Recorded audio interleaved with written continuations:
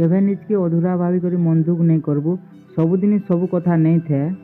ଇ ଦୁନିଆରେ ସବୁ ଜିନିଷ ବଦଲୁଥିସି। ଏ ଯେନ୍ଟା ଅଧୁରା ଅଛି କାଲ୍ ସେଟା ପୁରା ହେବା। ଇ ଦୁନିଆରେ ସେ ହିଁ ପୁରା ହେସି ଯେ ଅଧୁରା ରହିବାଟା ଶିଖିଥିସି। ସଫଳତା ସେଟାକେ ହିଁ ମିଲ୍ସି ଯେ ନିଜର ଅଧୁରାପନକେ ନେଇକରି ସଂଘର୍ଷ କରିପାରସି।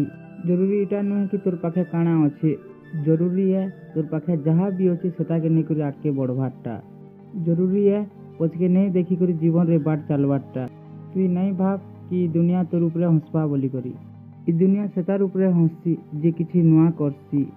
ଇ ଦୁନିଆ ତୋର ଉପରେ ଦିନେ ହସବା, 2 ଦିନ ହସବା, ତାର ପରେ ବି ତୁଇ ତୋର ଜାଗାରେ ଅଟଲ ରହିଲୁ ତ ଇ ଦୁନିଆ ତୋତେ ଦେଖବାର ନଜରିଆ ହିଁ ବଦଲେଇ ଦେବା। ତୁଇ ଯେନ୍ତା ଅଛୁ ତୋତେ ହେନ୍ତା ହିଁ एक्सेप्ट କରି ନେବା। ଯଦି ବିଶ୍ୱାସ ନାଇଁ ଲାଗବାର ତ ଜନକେ ଦେଖ। କୁନିର ପୁରା ଜନ ତ सबको ସୁନ୍ଦର ଲାଗସି, ହେଲେ କେବେ ଶୁନିଛୁ ଇ ଖଣିଆ ଜନକେ ଅସୁନ୍ଦର କହିବାରଟା?